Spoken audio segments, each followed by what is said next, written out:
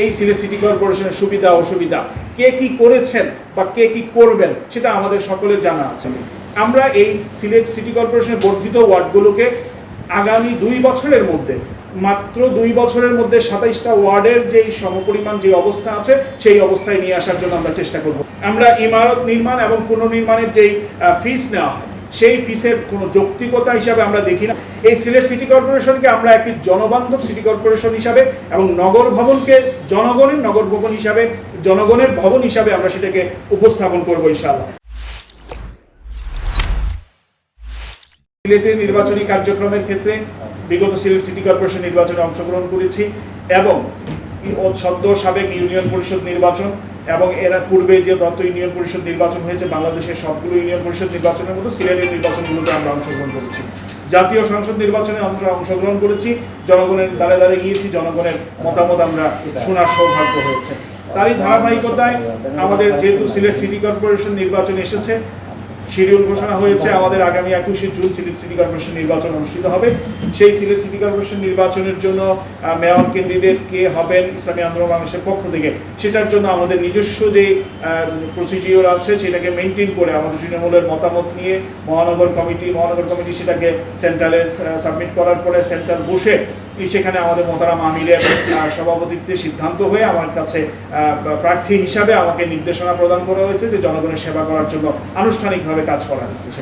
সিলেট সিটির মধ্যে প্রত্যেকটা অলিতে গলিতে আলহামদুলিল্লাহ আমার যাওয়া হয়েছে। আমি যেহেতু ছাত্র সংগঠন থেকে, ছাত্র রাজনীতি থেকে আমার বেড়ে ওঠা, আমি ছাত্র সংগঠনে থাকা অবস্থায় ক্যাম্পাসগুলোতে ছাত্রদের অধিকার আদায়ের জন্য কাজ করেছি, রাজপথে কাজ করেছি, মানুষের দ্বারে দ্বারে গিয়েছি। গণসংগঠনে আসার পরে আমার সাংগঠনিক অবস্থান সম্পর্কে আমার সহযোগিতা বলেছেন, যে গণসংগঠনে আসার পরেও আমি আলহামদুলিল্লাহ মানুষের দ্বারে দ্বারে যেতে আমার আলহামদুলিল্লাহ আমাকে আল্লাহ সুযোগ দিয়েছেন। বিগত করোনার সময়, বন্যার সময়, পাশাপাশি এর আগে পরে দীর্ঘদিন থেকে আমরা মানুষের দ্বারে দ্বারে গিয়েছি, মানুষের সুবিধা অসুবিধা, মানুষের সমস্যায় আমরা তাদের পাশে দাঁড়িয়েছি। যে কোনো দুর্যোগকালীন সময় বা যে কোনো অন্যায়ের প্রতিবাদে আমরা সব সময় রাজপথে ছিলাম, ইনশাআল্লাহ আমরা থাকব এবং এখনও আমরা আমাদের কার্যক্রম সেই অনুযায়ী পরিচালনা করে যাচ্ছি। এই সিলেট সিটি কর্পোরেশনের সুবিধা অসুবিধা কে কি করেছেন বা কে কি করবেন সেটা আমাদের সকলের জানা আছে। কে কি ভবিষ্যতে করবেন সেটা অনেকেই বলছেন, আপনারা সেটা শুনছেন, আমরা শুনছি। কিন্তু আমরা মনে করি এই সিলেট সিটি কর্পোরেশন শুধু নয়, যে কোনো এলাকা থেকে দুর্নীতিকে যদি মূলোৎপাটন না করা যায় তাহলে সেখান থেকে কোনোভাবে কোনো ভালো ফলাফল আশা করা সম্ভব হবে না। যদি দুর্নীতিকে একেবারে সব জায়গা থেকে উচ্ছেদ না করা যায় তাহলে সেখান থেকে কোনো ভালো রেজাল্ট আশা করা সম্ভব নয়। আমরা ইসলামী আন্দোলন বাংলাদেশের প্রধান লক্ষ্য হলো এখানে দুর্নীতি শুধু দমন আমরা করব না, যদি সিটি কর্পোরেশনের সেবা করার আমরা সুযোগ পাই তাহলে এই দুর্নীতির প্রত্যেকটা সেক্টর থেকে সেটার মূলোৎপাটন ঘটিয়ে আমাদের অন্যান্য যেই সকল সুবিধা অসুবিধা, জনগণের যেই সেবা দেওয়ার কথা সেগুলো আমরা দেওয়ার জন্য আমরা বদ্ধপরিকর থাকবো ইনশাআল্লাহ। সিলেট সিটি কর্পোরেশনের এরিয়ার মধ্যে যেইগুলো রিক্সা, ভ্যান এবং ঠেলাগাড়ি আছে তাদের থেকে আমরা সব ধরনের ট্যাক্স বা তাদের যে একটা নির্ধারিত ফি আছে যেটা লাইসেন্সের জন্য বা তাদের পারমিটের জন্য নেওয়া হয়, সেটা আমরা মানবিক কারণে বাতিল করে দেওয়ার এবং সেটা মওকুফ করার আমরা সিদ্ধান্ত নিয়েছি। যদি আমরা কার্যক্রম বা সেবা করার সুযোগ পাই তাহলে আমরা এই সিলেটের নতুন যে বর্ধিত 15টা ওয়ার্ড আছে, এই 15টা ওয়ার্ড আমরা মনে করি নাগরিক অনেক সুযোগ সুবিধা থেকে তারা পিছনে আছেন, অনেক ক্ষেত্রে তারা অনেক পিছিয়ে। 27টা ওয়ার্ডের বাহিরে যে 15টা ওয়ার্ড নতুনভাবে বর্ধিত হয়েছে সেগুলো অনেক পিছিয়ে আছেন। আমরা সেই ক্ষেত্রে বর্তমান রানিং সিটি কর্পোরেশনেরও কোনো ধরনের প্রয়োজনীয় বা একেবারেই কোনো ধরনের উদ্যোগ আছে কিনা সেই ব্যাপারে আমরা শুনেছি, সাংবাদিক বন্ধুরা আপনারা প্রশ্ন করেছিলেন রানিং মেয়র সাহেবকে, তিনিও হয়তো বা ওই ধরনের কোনো প্রস্তাবনা বা কোনো উত্তর আপনাদের সামনে দিতে পারেননি। আমরা এই সিলেট সিটি কর্পোরেশনের বর্ধিত ওয়ার্ডগুলোকে আগামী 2 বছরের মধ্যে মাত্র 2 বছরের মধ্যে 27টা ওয়ার্ডের যেই সমপরিমাণ যে অবস্থা আছে সেই অবস্থায় নিয়ে আসার জন্য আমরা চেষ্টা করবো ইনশাআল্লাহ। এর জন্য আমরা তাদেরকে পানির লাইনের যেই ব্যবস্থাটা আছে, সুপেয় পানির যেই ব্যবস্থাটা আছে সেটা তাদেরকে একেবারে শুধুমাত্র নিম্ন মূল্যে সিটি কর্পোরেশন থেকে ভর্তুকি দিয়ে তাদেরকে সেটা দেওয়ার আমরা ব্যবস্থা করবো ইনশাআল্লাহ। আমরা তাদের যে রাস্তাঘাট আছে, রাস্তাঘাট উন্নয়নের জন্য বিশেষ বরাদ্দ দেব। আমরা তাদের হোল্ডিং ট্যাক্স 1 বছরের জন্য মওকুফ করে রাখবো ইনশাআল্লাহ। তাদের এই মূল স্রোতধারায় ফিরে আসার জন্য সেই ব্যবস্থাটা আমরা করে দেব। আমরা তাদের জন্য ড্রেনেজ যে ব্যবস্থাটা আছে, আমি নিজে দেখেছি এই এলাকাগুলোতে, আমার থেকে আপনারা ভালো জানেন অবশ্যই, আপনারা চষে বেড়াচ্ছেন। এই এলাকাগুলোতে যে ড্রেনেজ ব্যবস্থা আছে সেটা একেবারে অপরিকল্পিত এবং কোনোভাবেই এটা একটা সামাজিকভাবে সবুজায়নের যেই সময় এসেছে সেই সময়ের সাথে কোনোভাবে তাল মেলানো এদের পক্ষে সম্ভব নয়। সেই ক্ষেত্রে ড্রেনেজটাকে আমরা অগ্রাধিকার ভিত্তিতে এই বিষয়টা আমরা সমাধান করব। অর্থাৎ আমরা এই 15টি ওয়ার্ডের জন্য অগ্রাধিকার ভিত্তিতে তাদের সুযোগ সুবিধা দিয়ে মূল ধারায় তাদেরকে মূল স্রোতধারায় ওয়ার্ডগুলোর সাথে তাদেরকে মিশানোর আমরা সর্বোচ্চ চেষ্টা করবো ইনশাআল্লাহ। আমরা এই ব্যবসায়ী বৃদ্ধির জন্য সমাজের এই ক্ষেত্রে অনেকেই বিভিন্ন সমস্যা, বিভিন্ন লেন্থি প্রসেসের কারণে নতুন ব্যবসায়ী, নতুন উদ্যোক্তা তৈরি হতে অনেক ক্ষেত্রে ব্যাক পেতে হচ্ছে। সেই ক্ষেত্রে আমরা ট্রেড লাইসেন্স সব থেকে বড় একটা সমস্যা হয়ে দাঁড়ায়। বিভিন্ন সময় আমরা ব্যবসায়ীদের কাছ থেকে শুনেছি ট্রেড লাইসেন্সের ক্ষেত্রে ট্রেড লাইসেন্স প্রদানের জন্য ইনস্ট্যান্ট সেবা দেওয়ার জন্য আমরা এক ক্লিকে যাতে তিনি সেবাটা পেয়ে যান, বারবার বিভিন্ন বিভিন্ন টেবিলে ওনাদেরকে ঘুরতে না হয়, সেই ব্যবস্থা আমরা করে দিব ইনশাআল্লাহ। এবং ট্রেড লাইসেন্সগুলো আমরা এখন রানিং যে ট্রেড লাইসেন্স যেই পরিমাণে আছে সেটার থেকে আমরা অর্ধেক করার সিদ্ধান্ত নিব ইনশাআল্লাহ, সিটি কর্পোরেশনের সকলকে নিয়ে বিশেষজ্ঞদের মতামতের ভিত্তিতে। এবং এর যুক্তি হলো আমরা চাচ্ছি যে ট্রেড লাইসেন্স যদি আমরা এদিকে কমিয়ে আনতে পারি তাহলে ব্যবসায়ী সংখ্যা বৃদ্ধি পাবে, আর ব্যবসায়ী সংখ্যা যদি বৃদ্ধি পায় তাহলে শুধুমাত্র সিটি কর্পোরেশনের আয় উন্নতি হবে না, সামাজিকভাবে সকলের উন্নয়নের মধ্যে এটা সম্পৃক্ত হবে ইনশাআল্লাহ।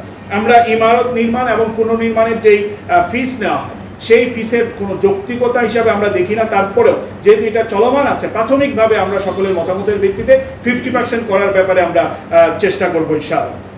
এবং পানির বিলের ক্ষেত্রে পানি যেহেতু মানুষের একেবারেই নাগরিক একটা সুবিধা এবং অধিকার, সেই ক্ষেত্রে আমরা পানির বিলকে সিলেট সিটি কর্পোরেশনের আমরা শুনেছিলাম বিগত কিছুদিন পূর্বে সেটা বাড়ানোর একটা পদক্ষেপ নেওয়া হচ্ছে।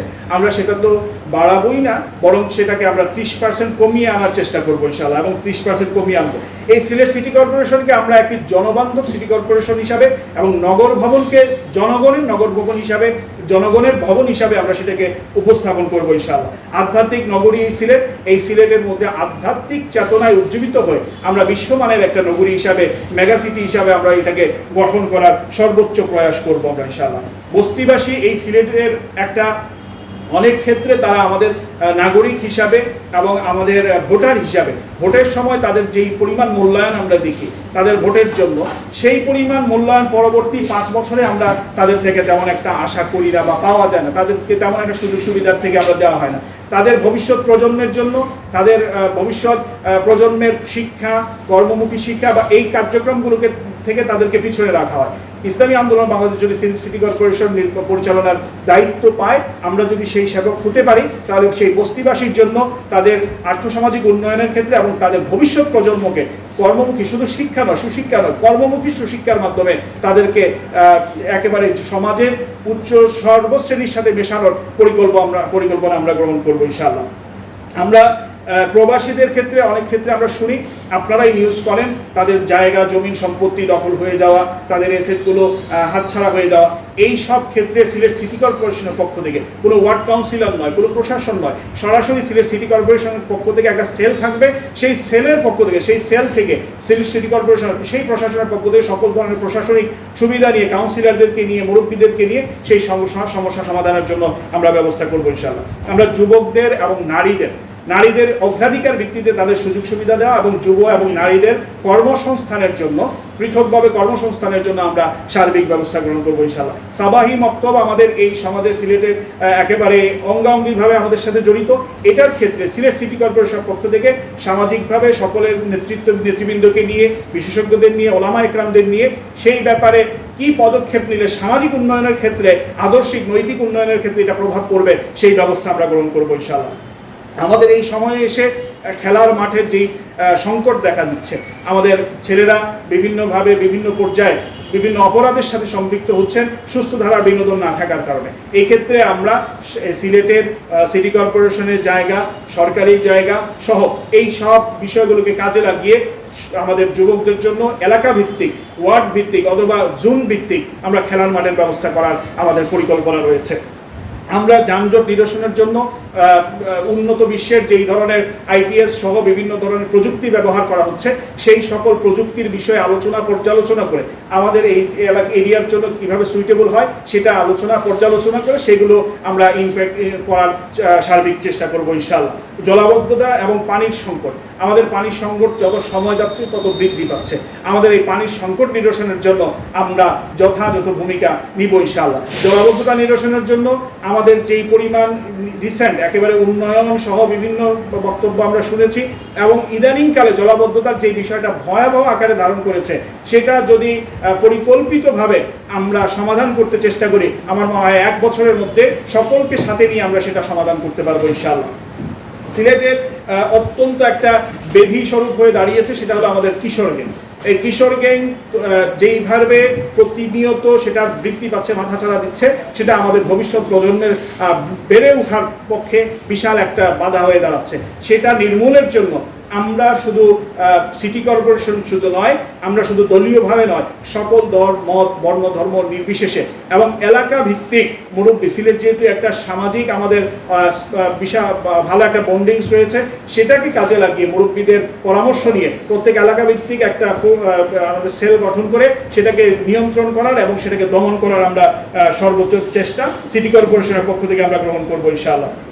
আমরা রিলিফের ক্ষেত্রে সরকারি অথবা বেসরকারি যে কোনো অনুদানের ক্ষেত্রে অবশ্যই আমরা সেটাকে সুষম বন্টন করার জন্য এলাকা ভিত্তিক, ওয়ার্ড ভিত্তিক এবং প্রশাসনিক কার্যক্রমের মাধ্যমে সেটাকে সুষম বন্টনের ব্যবস্থা করবো আমরা ইনশাআল্লাহ। পথশিশু এবং ভিক্ষুক মুক্ত করার জন্য নির্ধারিত একটা সময়কে টার্গেট রেখে সিদ্ধান্ত মোতাবেক সেটাকে সেই টার্গেটের লক্ষ্যে আমরা পথশিশু এবং ভিক্ষুক মুক্ত, অর্থাৎ তাদেরকে বিকল্প ব্যবস্থা দিয়ে, তাদেরকে বিকল্প কার্যক্রমের মধ্যে সম্পৃক্ত করে তাদের শিশুদের উন্নত ভবিষ্যৎ কিভাবে তৈরি করা যায় সেই ব্যবস্থা করে আমরা ইনশাআল্লাহ এটাকে মুক্ত করার, আমরা সিলেট সিটি কর্পোরেশনকে এই অবস্থা থেকে মুক্ত করার আমরা চেষ্টা করবো ইনশাআল্লাহ। আমাদের রাস্তাঘাট এবং শহরের যেই অবস্থা বর্তমানে, সেটা হলো এককেন্দ্রিক, আমরা মনে হয় একপাক্ষিক, আমরা আইনের ভাষায় বলি যে একপাক্ষিক সিদ্ধান্ত, সেই অবস্থা হয়ে গিয়েছে। উন্নয়নের জন্য রাস্তাঘাট হওয়ার কথা ছিল, কিন্তু এখন ভোগান্তির জন্য, মানুষের সুবিধার জন্য রাস্তাঘাট হওয়ার কথা ছিল, ভোগান্তির জন্য এখন রাস্তাঘাট অনেক ক্ষেত্রে হয়ে যাচ্ছে। তো সেই জায়গা থেকে আমরা মনে করি যদি পরিকল্পিতভাবে সেটা চিন্তা ভাবনা করা হয়, তাহলে ইনশাআল্লাহ রাস্তাঘাট এবং শহরের যে উন্নয়ন সেটা জনগণ ভুক্তভোগী হবে না, জনগণ ইনশাআল্লাহ ভোগ করবে এবং এটা সুফল ভোগ করবে। আমরা পাবলিক টয়লেট এবং ডাস্টবিনের ব্যাপারে এবং পাশাপাশি সিলেট সিটি কর্পোরেশনের আয় বৃদ্ধির ব্যাপারে শুধুমাত্র উপরের দিকে তাকিয়ে থেকে নয়, এই অঞ্চল থেকে কিভাবে সেটার আয় বৃদ্ধি করা যায়, আমাদের আয়ের সোর্স, ইনকাম সোর্স বৃদ্ধি করা যায়, সেই ব্যাপারে আপনাদের সহযোগিতা, সুশীল সমাজ সর্বশ্রেণীর সহযোগিতা নিয়ে সেটার ইনশাআল্লাহ আমরা কার্যক্রম বৃদ্ধি করব।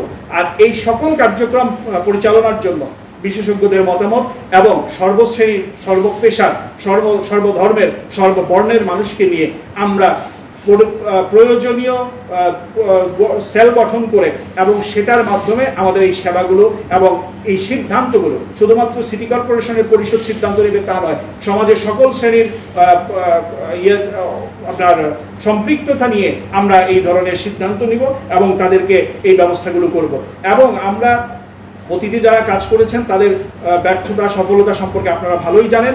আমরা মনে করি যে যদি দুর্নীতি থেকে বের হয়ে এসে দুর্নীতি থেকে নিজেকে মুক্ত করা যায়, যিনি এই আসনে বসবেন তাকে যদি দুর্নীতি মুক্ত হওয়া যায়, তাহলে তার পরিচালিত প্রত্যেকটা শ্রেণী, তার পরিচালিত প্রত্যেকটা সেল ইনশাআল্লাহ দুর্নীতি মুক্ত করা তার পক্ষে সম্ভব হবে। আর যদি তিনিই দুর্নীতিগ্রস্ত থাকেন, তাহলে তার দ্বারা তার সেলগুলো দুর্নীতিগ্রস্ত থেকে মুক্ত হওয়া সম্ভব না। দুর্নীতিকে অনেক ক্ষেত্রে আমরা একেবারে সহজীকরণ করে নিয়েছি যে এটা তো যে ব্যক্তি আসুক না কেন, এখানে বসলে এই পার্সেন্টেজ বা টেন্ডার কেন্দ্রিক পার্সেন্টেজ যে ব্যক্তি আসুক না কেন অটোমেটিকভাবে তার পকেটে চলে আসবে। এই ধরনের একটা মেন্টালিটিও আমরা অনেকেই লালন করি। আমরা স্পষ্ট ভাষায় ঘোষণা করছি, যারা অতীতে যেগুলো পারেননি, ইনশাআল্লাহ আমরা দুর্নীতিকে মূলোৎপাটনের মাধ্যমে এই কার্যক্রমগুলো প্রতিষ্ঠা করে এবং এই কার্যক্রমগুলো আঞ্জাম দিয়ে আপনাদেরকে সাথে নিয়ে এইগুলো আমরা আঞ্জাম দেব।